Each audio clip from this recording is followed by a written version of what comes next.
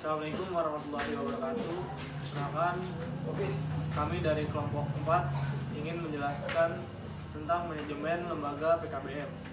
Perkenalkan, nama saya Reza Taraga Aditya. Nama saya Bintang Febru Karunia. Saya Maria Bangkulatan itu. Saya Rahmana Idulia Sipa. Saya Muhammad Reniham. Saya Febrian Hidayat. Ya, terima kasih. Terima kasih. Assalamualaikum warahmatullahi wabarakatuh. Perkenalkan, nama saya Bintang Febru Karunia, NPM 202243501354 dari kelompok 4 akan mempresentasikan proyek kami, yaitu aplikasi manajemen lembaga PKBM. Yang pertama yaitu halaman login. Di sini kita disuruh menginput username,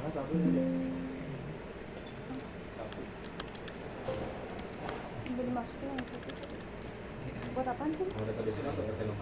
lalu kita disuruh masukkan password. Jika kita masukkan passwordnya salah, maka dia akan gagal untuk masuk.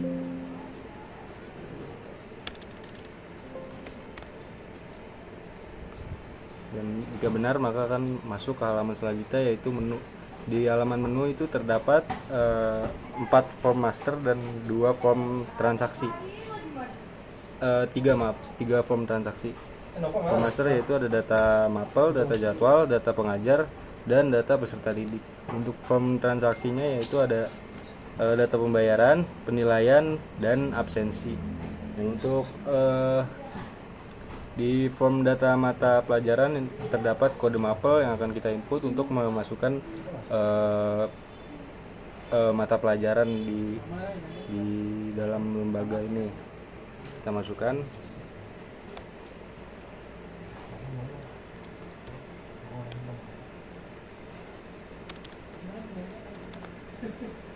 Masukkan nama mapel, semisal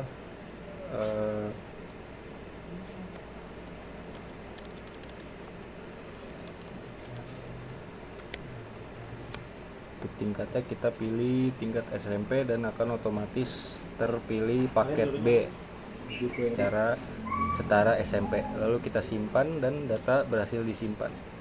Jika kita ingin menghapus data juga kita bisa menghapus dengan menekan tombol hapus, lalu data berhasil dihapus. Begitupun dengan mengubah, kita ingin mengubah mata kuliah ini menjadi mata pelajaran ini menjadi IPS, lalu kita pencet ubah dan data berhasil diubah.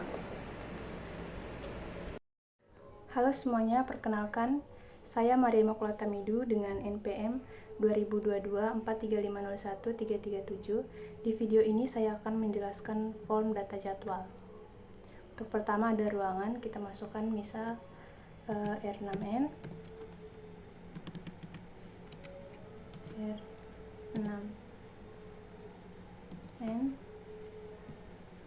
kodenya untuk kode mata pelajaran diambil dari data mata pelajaran sebelumnya.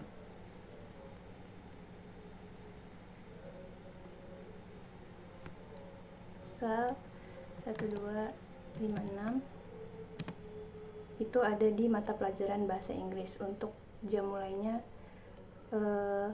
misal jam 12. Kita simpan. Ini karena datanya udah ada tadi sebelumnya dimasukin, coba kita hapus dulu. Hapus. Oke, datanya berhasil dihapus. Lalu kita coba masukin kembali kodenya 1256. Nah, ada di bahasa Inggris. Kita simpan datanya. Oke, berhasil disimpan. Lalu untuk ubah datanya berhasil diubah.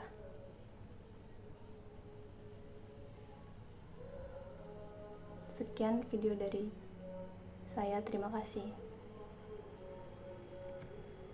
Perkenalkan, nama saya Febrian Hidayat dengan NPM 202243501376. Nah, di sini saya akan melanjutkan dan menerangkan tentang form data pengajar.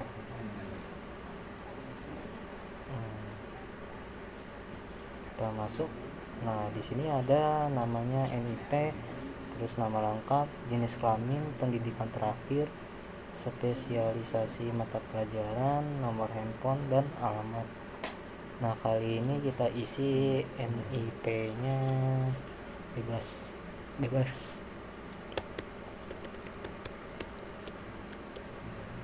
Ini NIP saya, terus nama lengkap Dian Hidayat.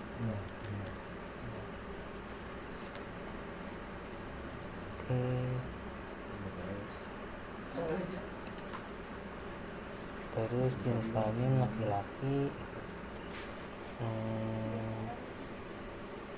terus pendidikan terakhir S1, terus spesial mata pelajarannya bahasa Inggris. Nomor handphone kita isi ini aja.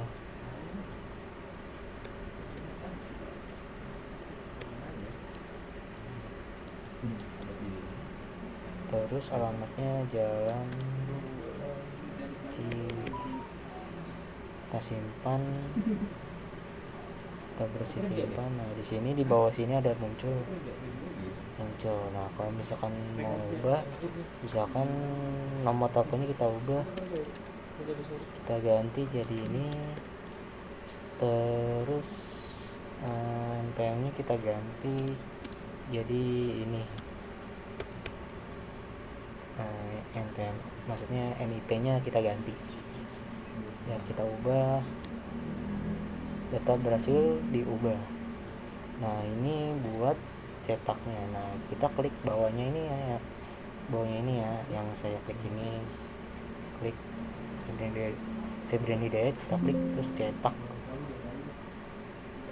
Nah, di sini akan muncul laporan berhasil disimpan. Nah, kalau misalkan laporan berhasil disimpan, jadi kita ketik OK, dan filenya ini ada di unduhan. Nah, ini file jadi PDF.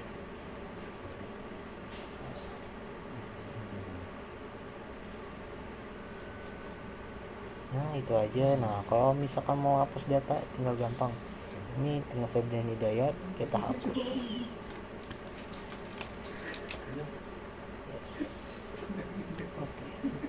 Nah, ini udah hapus. Ya, itu saja, nanti akan dilanjutkan selanjutnya. Assalamualaikum warahmatullahi wabarakatuh. Saya Muhammad Renihab dari kelompok 4 ingin melanjutkan presentasi tentang lembaga PKBM. Di sini ada form data peserta didik yang dimana ada 8 kolom. Kolom pertama yaitu ada ID, saya isi dengan ID saya, dan ada nama lengkap, jenis kelamin, tempat tanggal lahir, alamat lengkap, nomor HP, tingkat pendidikan terakhir, dan program yang diikuti. Di sini sudah saya isi, coba saya simpan dulu. Data berhasil disimpan.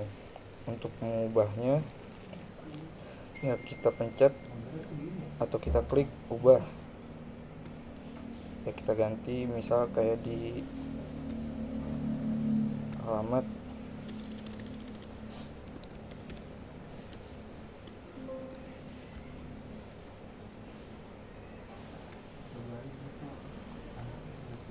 Dan alamat sudah terganti. Di sini saya akan cetak kartunya dan hasilnya seperti ini. Ya, mungkin itu saja. Wassalamualaikum warahmatullahi wabarakatuh. Assalamualaikum warahmatullahi wabarakatuh. Saya Reza Taraga Aditya, NPM 1367. Saya ingin menjelaskan tentang data pembayaran. Ini data pembayaran, kita masukkan nomor transaksinya 134, ID sesuainya 222. Nah, itu namanya langsung otomatis muncul, namanya BIM. Kita pilih paketnya, coba paket B. Kita bayar SPP.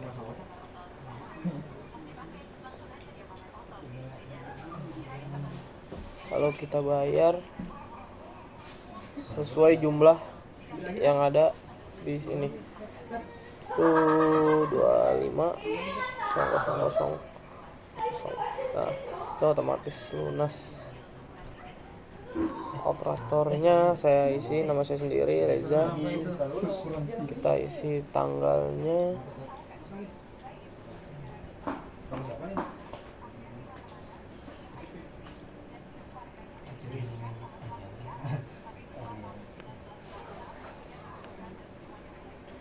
Tanggalnya sekarang tanggal 30. Lalu kita simpan. Berhasil.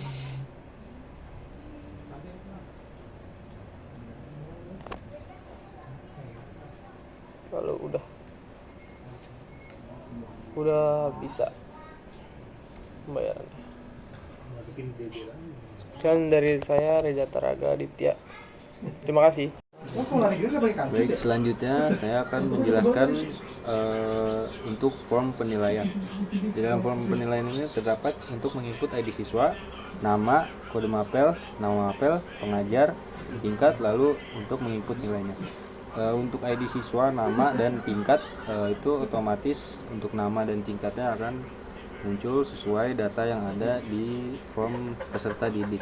Misal kita masukkan di sini 222, maka akan muncul nama dan tingkat yang dipilih. Lalu kita pilih kode mapelnya.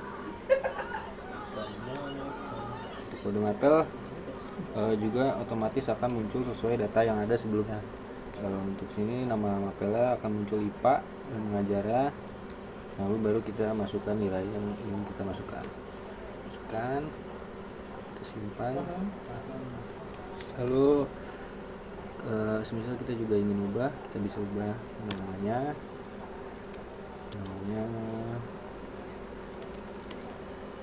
dan kita ubah. Selanjutnya kita ingin menghapus juga sama, kita hapus.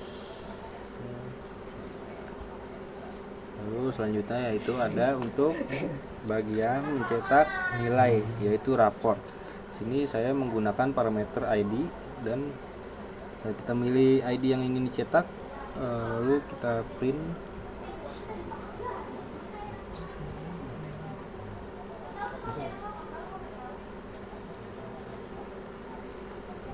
Karena data akan tersimpan di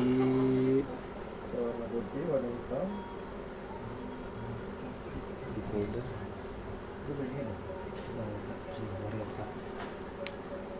Dan akan muncul seperti ini.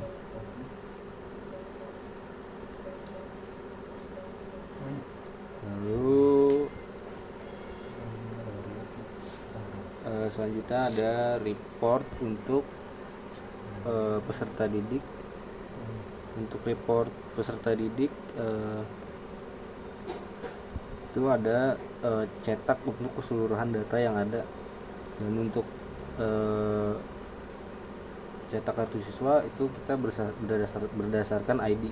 Kita mau pilih ID ini, lalu kita pencet cetak kartu siswa dan akan muncul untuk report kartu siswa. Selanjutnya ada report pembayaran ya. Lalu untuk pembayaran itu kita ada 2 report, yaitu satu untuk kwitansi berdasarkan ID dan ada berdasarkan tanggal dan nomor transaksi.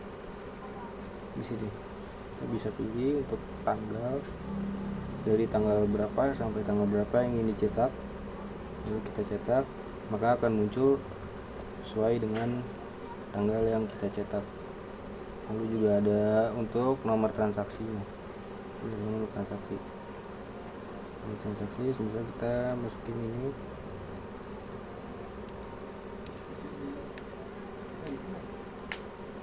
Transaksi. Kita print dan maka akan muncul berdasarkan nomor transaksi.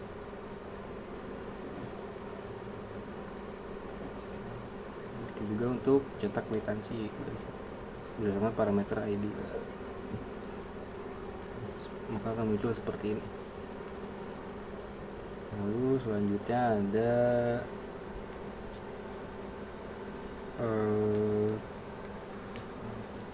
data pengajar ya. Data cetak akan muncul keseluruhan dari data sini dan otomatis akan tersimpan di folder. Lalu ada untuk report absensi ya. Sini untuk report absensi juga kita bisa pilih mau berdasarkan parameter tanggal atau mencetak keseluruhan data. Kita pilih tanggal cetak, masukin tanggal awal sama seperti tadi, masukin tanggal akhir yang ingin dicetak, maka akan muncul data sesuai tanggal yang kita masukkan.